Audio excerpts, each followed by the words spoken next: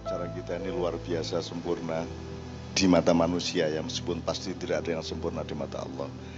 Jadi apa yang beliau kemukakan Pak Yai Muhsin tadi itu sebenarnya adalah puncak dari yang kita pelajari tentang ikhlas dan noto lagu.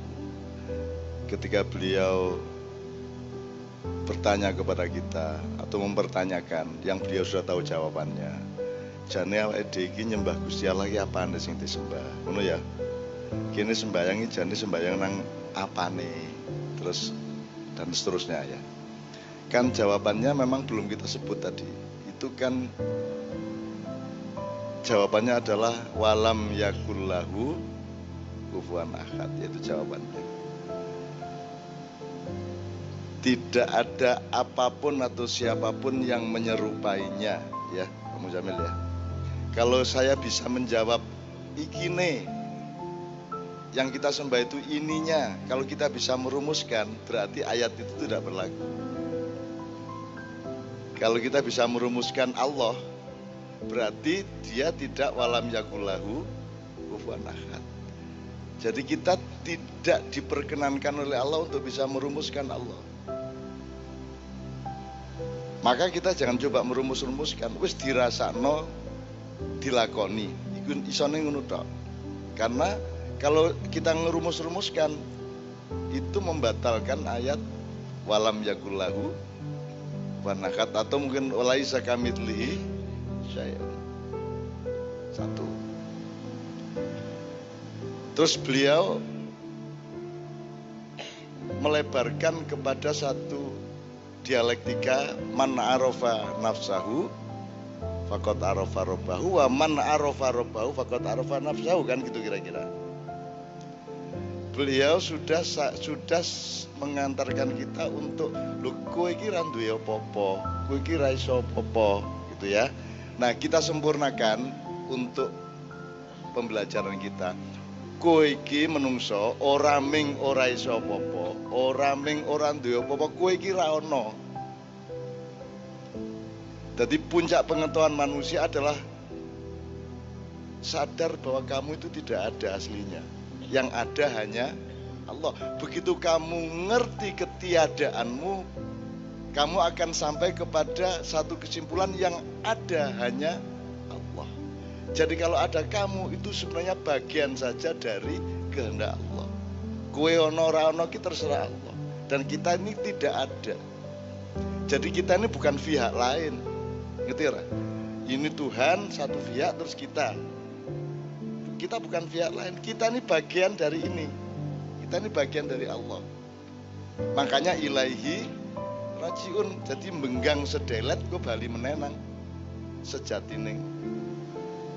Dudu jalmo, nek jalmo kan makhluk. Jadi kita tuh ndak ada. Maka para malaikat yang diciptakan Allah sebelum alam semesta itu juga bersyahadat wa asyhadu anna Muhammadar Rasulullah.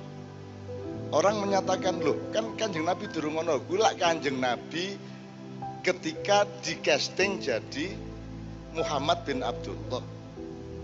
Jadi ketika Allah menciptakan Nur Muhammad, itulah Rasul. Sebab tidak ada yang bisa mengenal Allah secara sejati, secara benar-benar. Maka dia merepresentasikan dirinya menjadi cahaya yang memancar dan terpuji. Itu kemudian berevolusi menjadi alam semesta. Kemudian malaikat, di antara malaikat ada yang kemudian menjadi iblis. Kemudian Allah bikin jin di bumi. Kemudian merusak dirinya sendiri, hancur lebur. Terus hidupnya terbengkalai sampai sekarang. Merencor-merencora karu-karuan tanpa tanah, tanpa peradaban. Hidupnya jin itu memuncak ketika Nabi Sulaiman, tapi setelah itu karu-karuan. Ya. Kemudian digantikan oleh makhluk baru pra Adam, sebelum Adam, yaitu Banujan.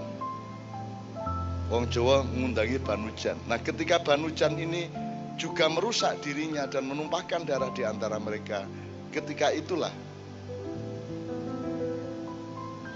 Azazil Kanzul Jannah, seniornya malaikat Jibril, yaitu malaikat yang paling sepuh, yang kemudian oleh Allah saking mengabdinya kepada Allah, kemudian dia diberi kesempatan untuk bertamasya turun ke langit 6, 5, 4, 3, 2 sampai ke bumi. Masing-masing katakanlah 1000 tahun, 1 milenium. Di langit 6 1 milenium, 5 1 milenium, seterusnya. Begitu sampai di bumi, ketika iblis sampai di bumi, belum iblis waktu itu masih Azazil, belum digelari iblis. Dia menjumpai dunia sedang hancur lebur, reruntuhan dari masyarakat yang disebut Banu Jan tadi. Kemudian si Azazil mendirikan kerajaan di bumi. Kemudian dia sangat kerasan di bumi karena di sini dia melihat segala sesuatu begitu indah.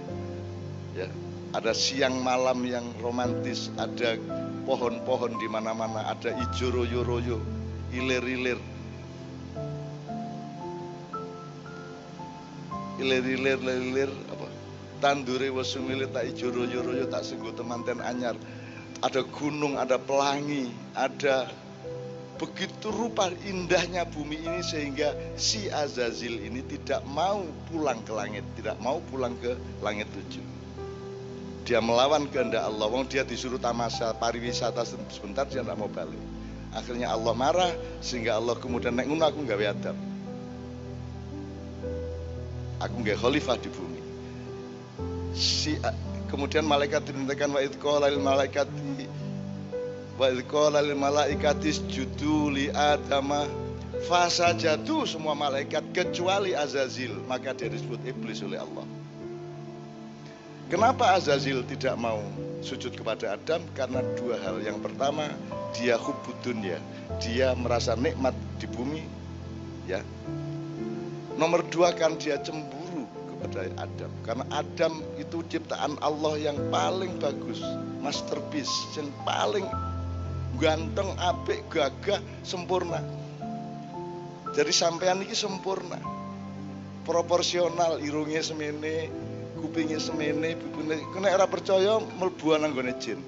Ora ono sing proporsional, ono sing ndase kegeden, ono sing tangane kedawan, ono sing kukune ora karu-karuan kae, mulai rasa rono kowe. Gitu. Ndak ada yang sempurna. Manusia ini ahsani takwim, sebaik-baik makhluk yang ditegakkan oleh Allah Subhanahu wa taala. Nah, itu yang membuat iblis, karena dia disebut iblis karena tidak mau sujud kepada Adam, tidak mau patuh kepada khalifah, maka dia disebut iblis karena dia cemburu kepada rupa indahnya si Adam alaihissalam. Nah, sejak itulah terjadi segala sesuatu yang sekarang kita alami. Kita ceritanya jauh banget nganti jam 4. Ora. Tak kayak sidik, akhirnya karena Adam masih training di surga, sidik ya tak tambah adegan. Adam masih training di kongkon susuk gue dadi khalifah, saiki tak latih sedelet, pencak, tani, ngono ya. Si iblis ora trimo. Ojo nganti Adam rene dengan baik-baik. Nek anjane kepeksa rene kudu dalam keadaan dihukum. Sehingga dia tidak punya bargaining power yang kuat kepada Allah maupun kepada makhluk yang lainnya. Maka si iblis subversi naik ke surga. Carane melbu adalah masuk ke mulut jaga pintunya surga. Kemudian dia melbu awake naga kuwi sing buntute ana ning jero swarga. Kemudian keluarlah si iblis itu di dalam surga. Kemudian dia mencari Adam dan dia berpikir Adam harus kena. Adam harus bisa saya pengaruhi. Maka iblis berpakaian malaikat, dia ambil kembali kostumnya sebagai malaikat, terus make upan seperti zaman dulu. Nah, ketika bertamu kepada Adam menyangka dia adalah malaikat, sehingga ketika dia diminta untuk diajak untuk mendekati pohon dan mengambil buah itu, dia mau karena dipikirnya itu malaikat. Itu namanya talbis. Jadi kejadian di dunia ini adalah kejadian seri 2, seri 3, seri 4 dari kejadian di mana Adam ditipu oleh iblis. Republik Indonesia ini banyak sekali iblis-iblis yang berpakaian malaikat dan rakyat tertipu. Kira-kira ngono ya, Rek ya. Ah wis saiki nek ana apa-apa kuwi pedomane ngono. Tapi tidak ada masalah. Memang ada kontra antara Allah dengan iblis sampai hari kiamat. kita jangan terpengaruh sama itu semua. Kita manfaatkan semuanya. Kita sudah tahu akidah, kita sudah punya Islam. Karena tema kita juga ada yang namanya noto lagu. Noto lagu ini tinggal Anda belajar kepada terminologi apa. Misalnya kain, selimut, sarung, kelambi celono. Itu belajar noto lagu. Nek kowe iki isih selimut, nek isih kain kan urung cetha dienggo apa. Menungso kudu pinter, kudu sinau. Maka dibikin selimut. Nek selimut kan juga masih lemah apa jenenge ming 4 persegi panjang tok. Selimut kuwi ana sing nggo sirah, ana sing nggo sikil, apa iso diwolak-walik. Kalau Anda masih pada tahap selimut, berarti sok-sok kuwe selimutan. Sing wingi kok nggo sikil, saiki kok nggo sirah. Berarti belum sempurna teknologimu dan ilmumu. Mulane digawe sarung. Wis ana jahitane. Wis ana bundere. Ning sarung iso diwolak-walik juga toh. Isih iso nglemprek. Maka kita meningkat ke baju dan celana. Nek baju dan celana itu wis ono tasrih, wis ono bunyan, sudah ada anatomi, sudah ada konstruksi. Kaosan ra iso diwalik. Ya nek diwalik ora penak ning gulu, ya ra. Kathok celana ora iso diwalik, ya ra. Iso ora kowe celanoan kok walik. Nek nguyuh bingung kowe. Nah, itu berarti sudah ada tatanan, sudah ada toto laku, ya. Sudah menata. Itu kalau kayak pakai kain. Saya kasih contoh satu lagi misalnya, kembali ke bluluk. Wong Islam ki wis entuk kerambil, wis entuk klopo, sehingga sudah ada struktur yang jelas di dalam ilmunya. Ana sing njaba dhewe apa kulit sing alus. Jerone sepet, ya. Jerone meneh bathok, jerone maneh klopone kerambile sing iso diparut dadi santen. Jerone meneh ana banyune. Nek diperluas engko ana manggar, ana blara, ana glugu sak piturute. Sudah ada anatomi, sudah ada pembagian yang ilmiah. Jadi agama Islam sudah sampai pada kelapa. Ketika Nabi Musa dulu baru cengkir. Enggak, baru bluluk. Ketika Nabi Daud baru cengkir, ketika Nabi Isa baru degan. Sekarang degan mandek sebagai degan, tidak mau berkembang jadi kelapa. Kelemahan orang Islam adalah kowe iki wis duwe klopo, ngopo kok kowe iki isih bluluk sikapmu. Nggih mboten? Kowe iki wis klopo kudu wis ngerti fungsi masing-masing. Kowe sepet ora entuk ngonek-ngonekke bathok rasa bagusi karo sepet. Ora rasa aku atos lho, nek kowe lak sabut. Aku iso dadi sapu jare sabut, nek bathok lara iso. Ora rasa ngono kuwi. Semua pada fungsinya masing-masing. Orang Islam seharusnya sudah sempurna, sudah memimpin dunia kalau berpikir secara kelapa. Cuman kebanyakan orang Islam isih degan.